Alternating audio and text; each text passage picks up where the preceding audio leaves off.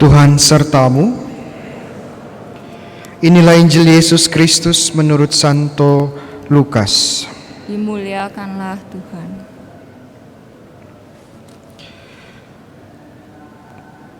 Dua murid yang dalam perjalanan ke Emmaus ditemui oleh Yesus yang bangkit segera kembali ke Yerusalem.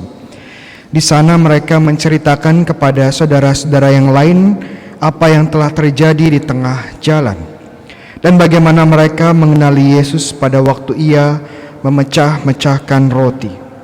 Sementara mereka bercakap-cakap tentang hal itu, Yesus tiba-tiba berdiri di tengah-tengah mereka dan berkata, "Damai sejahtera bagimu." Mereka terkejut dan takut karena menyangka bahwa mereka melihat hantu. Akan tetapi Yesus berkata kepada mereka, "Mengapa kamu terkejut? Dan apa sebabnya timbul keraguan-keraguan di dalam hatimu? Lihatlah tanganku dan kakiku, aku sendirilah ini. Rabalah aku dan lihatlah, karena hantu tidak ada daging dan tulangnya seperti kamu lihat ada padaku." Sambil berkata demikian, Yesus memperlihatkan tangan dan kakinya kepada mereka. Dan ketika mereka belum juga percaya karena girang dan masih heran, berkatalah Yesus kepada mereka, "Adakah padamu makanan di sini?" Lalu mereka memberikan kepadanya sepotong ikan goreng. Yesus mengambilnya dan memakannya di depan mata mereka. Yesus berkata kepada mereka, "Inilah perkataan yang telah kukatakan kepadamu ketika aku masih bersama-sama dengan kamu, yakni bahwa harus digenapi semua yang ada tertulis tentang aku dalam kitab Taurat Musa, kitab Nabi-Nabi dan kitab Mazmur." Lalu Yesus membuka pikiran mereka sehingga mengerti kitab suci. Kata Yesus kepada mereka, "Ada tertulis demikian, Mesias harus menderita dan bangkit dari antara orang mati pada hari yang ketiga. Dan lagi dalam namanya berita tentang pertobatan dan pengampunan dosa harus disampaikan kepada segala bangsa, mulai dari Yerusalem. Kamu adalah saksi dari semua ini." Demikianlah Injil Tuhan. Terpujilah Kristus. Saudara-saudari yang terkasih, kita memasuki Minggu Paskah yang ketiga.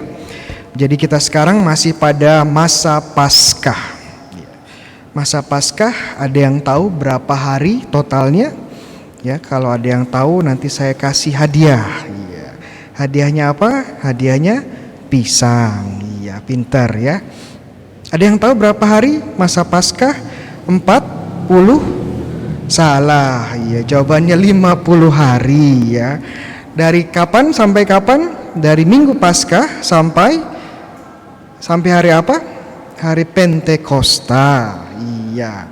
Makanya kata Pentakosta itu artinya sebenarnya 50 atau yang ke-50. Ya, 50 hari setelah hari Paskah. Ya, ini masa Paskah. Dan rata-rata bacaan pada masa Paskah, Injilnya secara khusus itu diambil dari Injil Yohanes, rata-rata ya. Sebagai contoh, minggu lalu kita mendengarkan dari Injil Yohanes kisah kebangkitan yang Yesus bertemu dengan Thomas. Dan minggu depan dari Injil Yohanes juga yang berbicara tentang Yesus adalah gembala yang baik ya, minggu panggilan, minggu depan. Tetapi tidak semua tentang Injil Yohanes, karena ada pengecualian-pengecualian. Contohnya hari ini, ya, hari ini diambil dari Injil Lukas. Bagaimana Yesus yang bangkit menampakkan diri kepada para muridnya di ruang atas. Mungkin pada kesempatan kali ini saya akan sedikit membahas tentang kebangkitan dan tubuh mulia. Ya, karena apa? Karena banyak orang Katolik kadang-kadang masih memiliki nosi atau memiliki pengertian yang salah atau kurang pas tentang kebangkitan. Kebangkitan itu apa sih sebenarnya, Romo? Ya, untuk mengerti kebangkitan kita harus mengerti tentang kematian. Ya, tentang kematian. Kematian itu apa? Ya. Ada yang sudah pernah mati? Ya. Ada yang sedang mati? Bisa angkat tangan? Ya. hidup semua ya, puji Tuhan dia. Kematian ya secara sederhana adalah berakhirnya kehidupan. Saat berhentinya kehidupan, itu kematian. Dan secara khusus bagi manusia ya, bagaimana kita tahu kalau seorang itu sudah meninggal atau sudah mati, ya kita tes ya, apakah dia benar-benar sudah mati atau belum. Caranya bagaimana, Romo? Ya, kalau ada lihat orang tidak sadar, ya coba disiram air dulu ya. Kalau dia bangun berarti dia masih hidup ya. Tapi ada cara-cara lain yang lebih manusiawi ya. Bisa dicek ya apakah masih bernafas ya. Bisa dicek denyut nadinya ya. Bisa dicek matanya ya, kalau dikasih cahaya biasanya matanya, pupilnya itu berkontraksi, menandakan masih hidup. Ya tentunya para tim medis ya, tenaga medis, teman-teman medis lebih tahu bagaimana mengecek ya tanda-tanda kehidupan masih hidup atau tidak ya. Tapi itu dari sisi medis ya.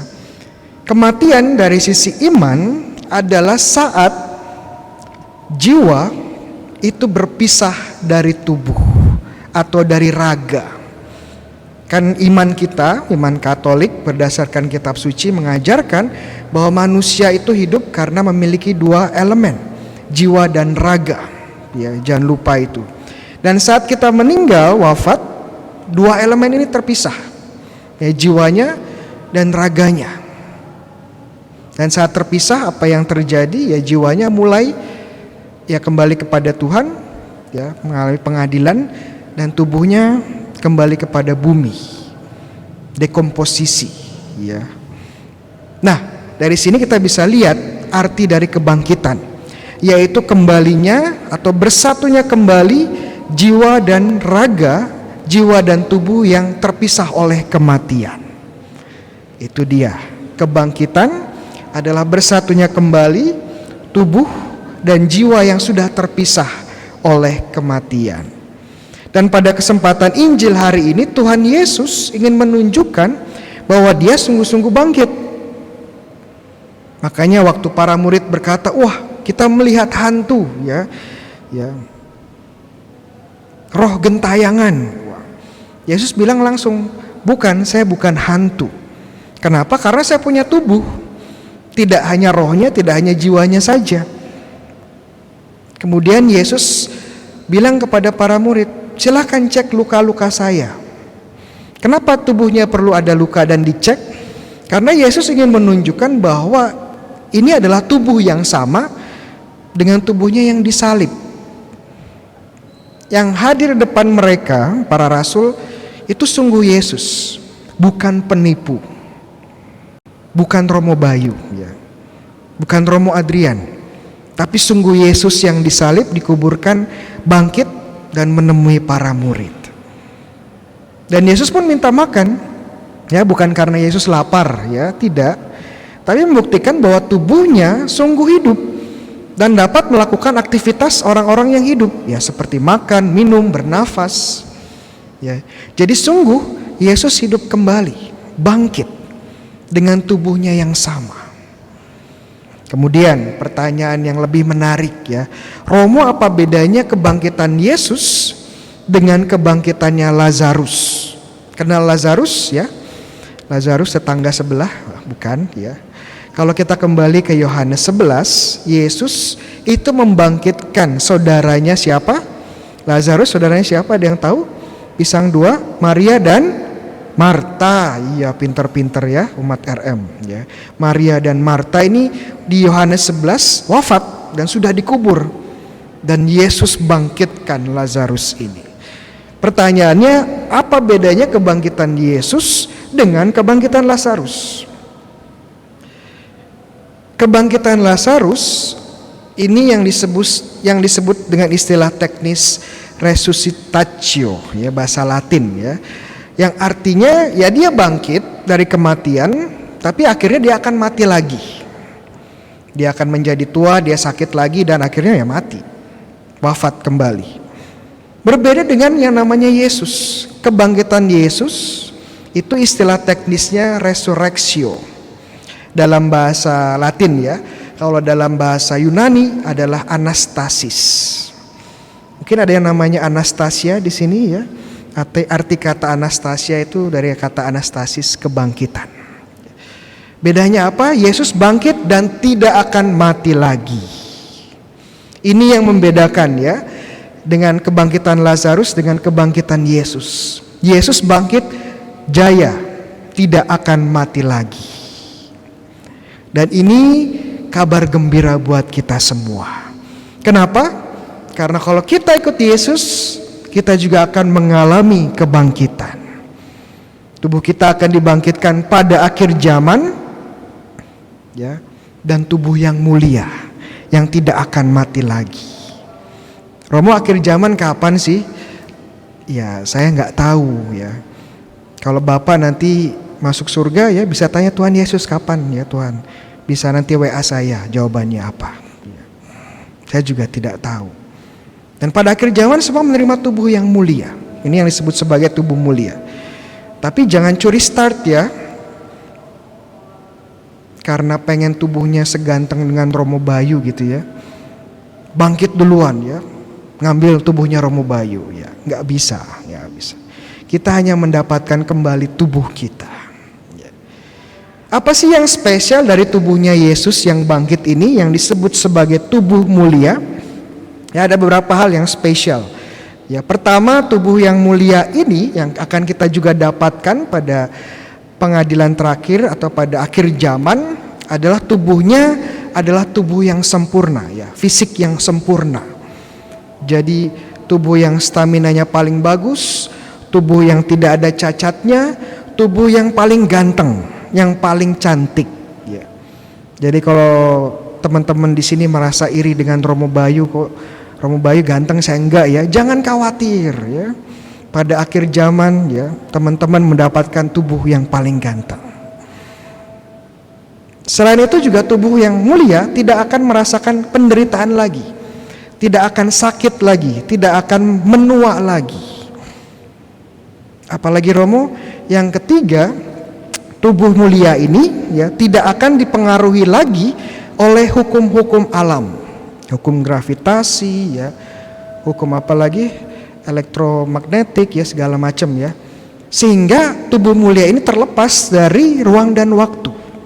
Makanya tubuh Yesus bisa hadir di dalam ruang yang terkunci secara tiba-tiba. Ya, bisa pindah dari satu tempat ke tempat lain dengan sekejap mata kemanapun dia mau. Dan keempat ya, belum terakhir adalah tubuh mulia ini bisa berubah wujud. Makanya dalam kisah kebangkitan kadang-kadang mereka nggak kenal Yesus, karena Yesus sepertinya berubah mukanya. Tapi tidak hanya berubah secara mukanya saja, tapi seluruhnya bisa berubah menjadi bentuk yang lain. Contoh paling konkret apa? Tuhan Yesus tubuh mulianya bisa berubah menjadi roti dan anggur. Di dalam Ekaristi yang kita terima itu tubuh Yesus. Ya, bukan simbol, bukan lambang, bukan sekedar imajinasi, bukan, tapi sungguh tubuh Kristus. Tapi tubuh Kristus yang mulia. Tubuh Kristus yang bangkit, yang dapat berubah wujud menjadi roti dan anggur. Jadi ini sungguh tubuh Kristus dalam Ekaristi.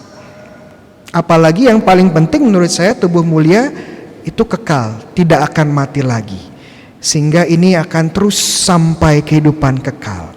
Di surga kita pun akan bersama dengan tubuh kita.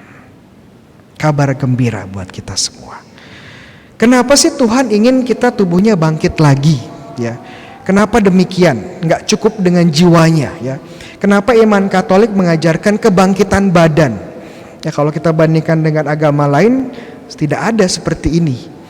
Kenapa Tuhan ingin kita bangkit ya dan masuk surga dengan tubuh kita? Jawabannya kembali ke perjanjian lama. Saat Tuhan menciptakan dunia dan menciptakan manusia dengan tubuhnya, Tuhan bilang apa? Bilang keren ya, bukan ya. Bilang mantul, bukan ya. Bilang sangat baik, iya. Saat melihat manusia dengan tubuhnya ya, jiwa dan raga, Tuhan bilang sangat baik. Dan tidak hanya bilang sangat baik, Tuhan pun memberkati manusia, termasuk tubuhnya. Dan kemudian saat kita dibaptis, Santo Paulus mengingatkan bahwa kita adalah bait Allah Roh Kudus. Jadi kita bisa lihat betapa luar biasanya tubuh kita ini. Sudah sangat baik diciptakan, sudah diberkati Tuhan dan menjadi bait dari Roh Kudus. Dan Tuhan tidak mau tubuh yang luar biasa ini hancur oleh kematian. Hilang begitu saja, tidak mau. Makanya Tuhan ingin membangkitkan suatu karyanya yang luar biasa, yakni manusia dengan tubuhnya.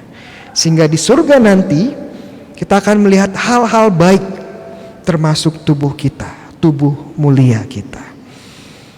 Pertanyaannya sekarang teman-teman, sudah sadar bahwa tubuh kita ini adalah tubuh yang akan dibangkitkan, tubuh yang akan dimuliakan. Pertanyaannya sekarang, apakah kita sudah mempersiapkan tubuh kita untuk dibangkitkan, untuk menjadi tubuh mulia? Apakah kita menggunakan tubuh kita untuk melakukan hal baik, untuk memuji Tuhan, untuk memuliakan Tuhan? Atau sebaliknya, kita malah menghancurkan tubuh kita dengan gaya hidup yang tidak sehat, ya, dengan melakukan dosa. Dosa itu menghancurkan tubuh loh. Contoh sederhana, kerakusan. Kita hanya mau makan terus dan terus, ya tubuh pun tidak kuat dan akhirnya hancur. Kecanduan obat, ya hancur juga. Ya. Atau amarah, dendam, kepahitan. Ini juga menghancurkan tubuh. Banyak penyakit-penyakit yang hadir karena kita tidak bisa memaafkan. Penuh dengan kemarahan. Ya. Jadi kita perlu menjaga tubuh kita dengan baik, di satu sisi menggunakannya untuk memuliakan Tuhan. Tapi saya ingatkan, ya, menjaga tubuh bukan berarti berlebihan, ya. Kita perlu merawat tubuh tapi jangan berlebihan, teman-teman, ya. Jadi sudah setiap hari, ya, pakai produk-produk beauty produk kecantikan, ya, setiap hari yang mahal-mahal. Ya, tapi masih nggak puas, ya. Pergi ke derma tiap minggu, ya, masih nggak puas. Pergi ke Korea, operasi mau disuntik di Korea, tapi pulang ke Indonesia apa yang terjadi? Ya, gagal. Kok bisa gagal, Romo? Iya, soalnya dia pergi ke Korea Utara, ya, bukan Korea Selatan. Mau disuntik silikon, malah disuntik nuklir, ya, meledak mukanya, ya. Iya. Jadi nggak perlu berlebihan juga, perlu dijaga tapi tidak perlu berlebihan. Contohlah Yesus, apa yang dilakukan dengan tubuhnya. Dalam perjamuan terakhir Yesus bilang apa? Inilah tubuhku yang diberikan kepadamu sebagai bentuk kasih. Kita pakai tubuh kita sebagai sarana kasih yang dibagikan, dikorbankan untuk sesama kita. Nah, itulah cara terbaik bagaimana kita memperlakukan tubuh kita yang sangat baik ini, yang diberkati Tuhan dan yang telah menjadi bait dari Roh Kudus. Amin.